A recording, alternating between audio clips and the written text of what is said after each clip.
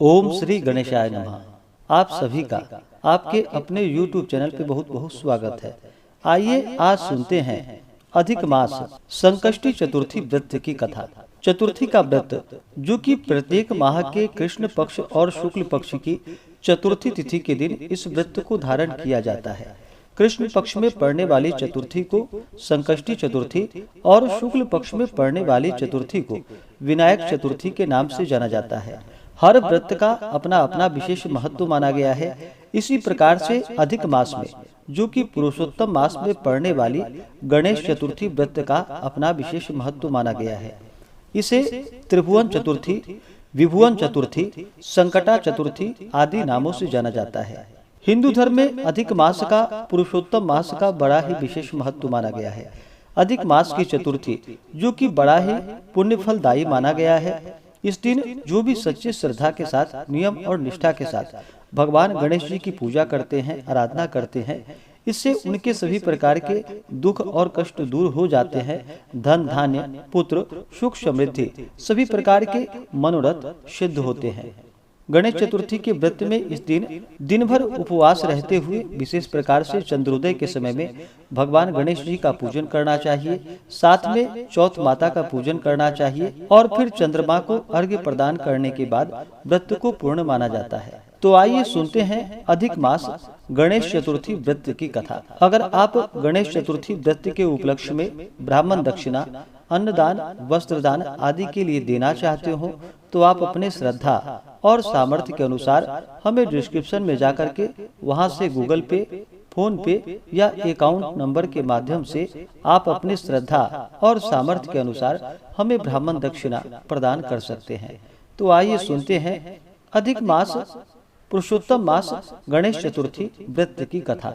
तो बोलिए प्रेम से भगवान गणेश की जय, चौथ माता की जय, सर्वदेवी देवता की जय। श्री स्कंद कुमार जी कहते हैं कि हे समस्त ऋषियों, आप लोग पुराणों में वर्णित इस मंगलदायिनी कथा को सुनिए, जिसमें गणेश जी के व्रत के महात्म्य का जिस प्रकार वर्णन किया गया है। हे द्विजवरो, जिस समय पांडु पुत्रों को वनवास हुआ, वे सब धर्म पारायण और कृष्ण की उपासना करते थे। एक समय की बात है कि अपनी इच्छा से भ्रमण करते हुए व्यास जी उन लोगों की कुटिया पर आए। व्यास मुनि को देखकर सभी पांडव करबद्ध हो उनके सम्मुख खड़े हो गए और कहने लगे, आपके दर्शन कर हम लोग धन्य हुए, साथ ही मेरी कुटिया भी। आपके पदार्पण से मेरा जीवन आज धन्य हुआ। आज हम लोगों का सब कुछ सफल हुआ, क्योंकि आपका दर्शन संपूर्ण कष्टों का निवारक है। आपने मेरी कुटिया में पदार्पण किया है, अतः हम लोग आपका स्वागत करते हैं। हम लोग आज अपने को धन्य मान रहे हैं। ऐसा कहकर पांचों पांडव भीमसेन, युधिष्ठिर, अर्जुन, नकुल और सहदेव उन्हें प्रणाम कर उनके सामने खड़े हुए। पाद्य, अर्घ्य, आचमन और आसन प्रदान कर द्रौपदी ने हाथ जोड़कर उनसे कहना आरंभ किया कि हे मुनिवर, मैं राजरानी होकर भी दुर्योधन की भरी सभा में केस पकड़कर अपमानित हुई और वनवासी बनाई गई। अब मैं क्या उपाय करूं जिससे हमारे सभी क्लेशों का शमन हो तथा हमारे शत्रुओं की पराजय हो। इस प्रकार युधिष्ठिर, द्रौपदी आदि द्वारा संकट नाशक उपाय पूछने पर सर्वज्ञ व्यास मुनि ने कृपा पूर्वक उन्हें उपाय बतलाया कि हे महाराज, इस समय संपूर्ण विश्व में आपके जैसा कोई दूसरा धर्मात्मा नहीं है। व्यास जी ने कहा कि मैं आपसे ऐसा व्रत का वर्णन करूंगा जिससे आपके समस्त दुखों और कष्टों का निवारण होगा। यह व्रत शुभदायक, फलदायक, दिव्य और पृथ्वी पर सभी मनोरथों को पूर्ण करने वाला है। इस व्रत के करने से विद्यार्थी को विद्या और धनार्थी को धन लाभ होता है। इस संबंध में एक प्राचीन उपाख्यान का वर्णन करता हूँ। हे युधिष्ठिर, आप सुनिए। प्राचीन काल में सतयुग में चंद्रसेन नामक एक राजा हुए। वे अपनी रानी के साथ दीक्षा लेकर परिवार के साथ रहते थे। वे अपने स्वजनों, उनके पुत्रों एवं कुटुंबियों के साथ आनंद पूर्वक निवास करते थे। सौभाग्य से उनकी रानी बहुत ही गुणवती थी तथा प्रियतमा थी। हे राजन युधिष्ठिर, उसका नाम रत्नावली था। वह पतिव्रत व्रत का पालन करने वाली थी। स्कंद कुमार जी कहते हैं कि हे मुनिवरों, राजा और रानी में परस्पर प्रगाढ़ प्रेम था। एक समय दैव संयोग से शत्रुओं ने उसके राज्य को हस्तगत कर लिया। शत्रुओं ने राजा के कोष पर अधिकार करने के साथ ही सेना पर भी आधिपत्य जमा लिया। राजा का साथ अपने भाई बंधुओं से छूट गया। राज्यच्युत होकर राजा अपनी रानी रत्नावली के साथ वन में चले गए। एक ही वस्त्र में लिपटे हुए दंपत्ति भूख प्यास से विकल हो गए।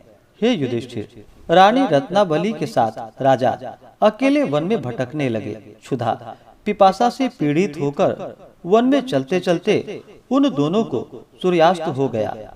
उस वन में शेर, बाघ, चकवा, बगुला, कोयल और सारस रहते थे। रानी के पैर में कांटा चुभ जाने से राजा को महान कष्ट का अनुभव हुआ। उस वन में घूमते हुए राजा ने प्रातःकाल महर्षि मार्कंडेय को दूर से ही देखा। धीरे धीरे चलकर वहां तक पहुंचकर और उन्हें दंडवत प्रणाम किया। उनकी पत्नी ने भी मुनि को बारंबार प्रणाम किया। वन में विराजमान तपस्वी एवं जितेंद्रिय मुनि मार्कंडेय जी से हाथ जोड़कर राजा ने कहा कि हे पूज्यवर, मैंने पूर्व जन्म में ऐसा कौन सा पाप किया था जिससे मेरी राज्य लक्ष्मी शत्रुओं द्वारा छीन ली गई। मार्कंडेय मुनि ने उत्तर दिया कि हे राजा, आप अपने पूर्व जन्म के वृतांत को सुनिए, मैं बतला रहा हूँ।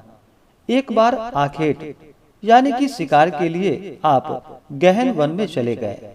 हरिण, चीते, खरगोश का शिकार करते करते उस वन में रात हो गई और अधिक मास की चतुर्थी आ गई। उस वन में आपने एक सुंदर सरोवर देखा और उसके किनारे लाल रंग की साड़ी पहने हुए नाग कन्याओं को देखा। वे सब गणेश जी की पूजा कर रही थी। यह देखकर आपको बड़ा आश्चर्य हुआ। आपने वहां पहुंचकर बड़ी नम्रता पूर्वक पूछा, हे स्वर्गगामिनी देवियों, गणेश जी की पूजा कैसे करनी चाहिए, मुझे बतलाइए। हे ललनाओ, इसका प्रभाव बतलाइए, क्योंकि मैं पूजन करना चाहता हूँ। नाग कन्याओं ने उत्तर दिया कि आप गणेश जी की पूजा कीजिए। इससे संपूर्ण सिद्धियां प्राप्त होती है और नित्य ही शांति, पुष्टि, सुख, संतान एवं धन की वृद्धि होती है। राजा ने पूछा कि हे महिलाओं, गणेश जी की पूजा किस महीने में और किस तिथि को करनी चाहिए? इसमें किस वस्तु का दान देना चाहिए? इस पूजन की क्या विधि है, आप मुझसे कहिए। नाग कन्याओं ने उत्तर दिया कि हे राजाधिराज, अधिक मास के कृष्ण पक्ष की चतुर्थी को चंद्रोदय होने पर विधि पूर्वक विघ्न नाशक गणेश जी की पूजा करनी चाहिए। अपने सामर्थ्य के अनुसार भक्ति भाव से पूजन करे। गणेश जी को पंचामृत से नहलाकर लाल पुष्प चढ़ावे। गंध, धूप, दीप, नैवेद्य, दूब, 2 वस्त्र, सुगंधित द्रव्य चढ़ावे। घी, चीनी से बने हुए 15 लड्डू भोग के लिए लगावे। उसमें से 5 लड्डू गणेश जी को अर्पण करे और 5 लड्डू ब्राह्मण को दान में दे। कुमारी कन्याओं को बड़े देकर बाद में स्वयं भोजन करे। गणेश जी की प्रसन्नता के निमित्त समस्त सामग्री गणेश जी को अर्पित करे। तत्पश्चात पुराणोक्त कथा को सुने। ऐसा करने से मनुष्य की सभी वांछाएं पूरी होती है एवं समस्त सिद्धियां प्राप्त होती है। गणेश जी की पूजन की विधि यही है। नाग कन्याओं की बात को सुनकर राजा ने उन्हें बारंबार नमस्कार किया। इस प्रकार राजा ने वहां गणेश जी के व्रत का मन में संकल्प करके सरोवर के तट पर जाकर गणेश जी का ध्यान किया और वहां से चले गए।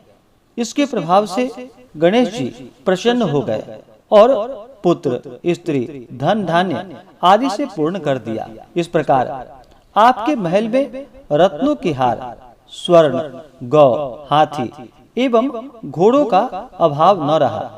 परंतु कुछ दिनों के बाद आप धन गर्वित होकर व्रत करना भूल गए। इसके अनंतर ही आप उस जन्म में मृत्यु को प्राप्त हुए। हे राजा, उस जन्म से जो पूजन किया था उसके प्रभाव से आपका नया जन्म राजवंश में हुआ और सहृदय व्यक्ति की मित्रता, सुंदर नारी का समागम एवं सुंदर शरीर की प्राप्ति होने से धन मद में आकर आपने व्रत करना छोड़ दिया, जिसके कारण आपकी ऐसी दुर्गति हुई है। राजा ने पूछा कि हे ब्राह्मण, अब मैं कौन सा काम करूं जिससे वर्तमान संकट से मुक्ति हो, जिस उपाय से हमारे विघ्नों और क्लेशों का नाश हो तथा मुझे शांति प्राप्त हो, वही बतलाइए। मार्कंडेय मुनि जी ने कहा कि हे महाराज, पूर्वोक्त रीति से आप गणेश जी की पूजा कीजिए और संकट नाशन चतुर्थी व्रत को कीजिए। इससे गणेश जी प्रसन्न होंगे और आपको पुनः राज्य वैभव प्राप्त होगा। इसलिए संपूर्ण कष्टों के शमनार्थ आप स्वयं गणेश जी की पूजा कीजिए। व्यास जी कहते हैं कि मार्कंडेय जी की बात को सुनकर राजा ने उन्हें प्रणाम किया और अपने भवन में चले आए। रानी के साथ राजा ने भक्ति पूर्वक विधिवत व्रत किया। व्रत के करने से उनके शत्रुओं का नाश हुआ। उन्होंने अपना खोया हुआ राज्य पुनः पाया। गणेश जी की पूजा करने से सभी वस्तुएं सुलभ हो जाती है और सभी कार्यों में सफलता मिलती है। स्कंद कुमार जी कहते हैं कि व्यास जी के वचन को सुनकर महाराज युधिष्ठिर ने हाथ जोड़कर उनसे फिर पूछा कि कष्टों को दूर करने वाले महर्षि, इस चतुर्थी के व्रत की विधि बतलाइए। किस नाम से, किस मास में, किस प्रकार गणेश जी की पूजा करनी चाहिए? इस व्रत में किस चीज का आहार करना चाहिए? तब व्यास जी ने कहा कि हे राजन, अधिक मास में चतुर्थी को गणेश्वर के नाम से पूजा करनी चाहिए। पूजन की विधि षोडशोपचार है। सर्वप्रथम पंचामृत से स्नान कराना चाहिए। लाल कनेर का फूल चढ़ाकर लड्डू आदि का भोग लगावे। लाल चंदन, रोली, अक्षत और दूब को एक एक नाम से अलग अलग चढ़ावे। तत्पश्चात विश्व प्रियाय नमः कहकर आचमन, ब्रह्मचारिणे नमः से स्नान, गणेश्वराय नमः से वस्त्र, पुष्टिदाय नमः से चंदन चढ़ावे, विनाकाय नमः से पुष्प, उमा सुताय नमः से धूप, रुद्र प्रियाय नमः से दीप, विघ्न विनाशिने नमः से नैवेद्य अर्पित करे। फलदात्रे नमः से तांबूल, संकष्ट नाशने नमः से फल चढ़ावे। इसके बाद विघ्न विनायक गणेश जी की प्रार्थना करे कि हे सुंदर मुख वाले गणेश जी, मैं भव बाधा से ग्रस्त, भय से पीड़ित और क्लेशों से संतप्त हूँ। आप मेरे पर प्रसन्न होइए। हे दुख दारिद्र के नाशक गणनायक जी, आप मेरी रक्षा करें। हे विघ्नों के विनाशक, आपको मेरा बार बार प्रणाम है। फिर निम्नांकित मंत्र से पुष्पांजलि देकर चंद्रमा को अर्घ्य देवे।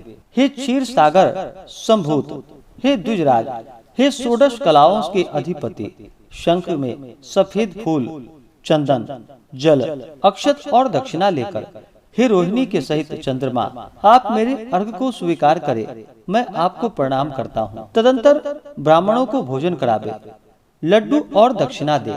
देवता और ब्राह्मण से बचे अन्न द्वारा स्वयं आहार ग्रहण करे। रात्रि में भूमि पर शयन करे। लालच विहीन होकर क्रोध से दूर रहे। हर महीने गणेश जी की प्रसन्नता के निमित्त व्रत को करे। इसके प्रभाव से विद्यार्थी को विद्या, धनार्थी को धन प्राप्ति एवं कुमारी कन्या को सुशील वर की प्राप्ति होती है और वह सौभाग्यवती रहकर दीर्घ काल तक पति का सुख भोग करती है। विधवा द्वारा व्रत करने पर अगले जन्म में वह साधवा होती है एवं ऐश्वर्यशालिनी बनकर पुत्र पौत्रादि का सुख भोगती है। अंत में मोक्ष पाती है। पुत्रेक्षु को पुत्र लाभ होता है एवं रोगी का रोग निवारण होता है। भयभीत व्यक्ति भय रहित होता एवं बंधन में पड़ा हुआ बंधन मुक्त हो जाता है। व्यास जी कहते हैं कि हे राजा, इस प्रकार आप भी व्रत को कीजिए। इस संकट नाशक चतुर्थी व्रत करने से आप गणेश जी की कृपा से अपने राज्य को पुनः प्राप्त कर पाएंगे। जो मनुष्य भक्ति भाव से इस मंगलदायिनी पौराणिक कथा को सुनते हैं या पढ़ते हैं, उन्हें परम सिद्धि, सुख, लोकोत्तर वैभव की उपलब्धि होती है। हे महाराजाधिराज, आपके प्रश्न के अनुसार मैंने संपूर्ण मनोरथों को पूर्ण करने वाले इस अधिक मास संकट नाशक व्रत का संपूर्ण वृत्तांत बतला दिया। महर्षि व्यास जी के मुख से संकट नाशक गणेश चतुर्थी का विवरण सुनकर राजा युधिष्ठिर ने इस व्रत को किया। इसके प्रभाव से उन्हें संपूर्ण शत्रुओं को रणभूमि में परास्त करके भारतवर्ष का राज्य अपने अधीन कर लिया। इस प्रकार से श्री स्कंद पुराणे अधिक मास गणेश चतुर्थी व्रत की कथा पूर्ण हुई। तो बोलिए प्रेम से भगवान गणेश की जय, भगवान भोलेनाथ की जय, माता पार्वती की जय, सर्वदेवी देवता की जय। अगर आप गणेश चतुर्थी व्रत के शुभ मुहूर्त के बारे में और चंद्रोदय समय के बारे में जानना चाहते हो तो उसका वीडियो हमारे चैनल पे अपलोड है, आप वहां से जा करके जानकारियां को प्राप्त कर सकते हैं। तो आशा करता हूं कि यह जानकारी आपको अच्छा लगा हो। ऐसे ही ज्ञानवर्धक जानकारियां प्राप्ति के लिए हमारे इस चैनल पे अगर आप नए हैं तो चैनल को लाल बटन दबा करके सब्सक्राइब करें, साथ में बेल आइकन घंटी को दबाएं ताकि मेरे वीडियो का नोटिफिकेशन आपको समय से मिलता रहे। वीडियो को लाइक करें, शेयर करें। सुखी रहें और स्वस्थ रहें। जय श्री राधे कृष्ण। धन्यवाद।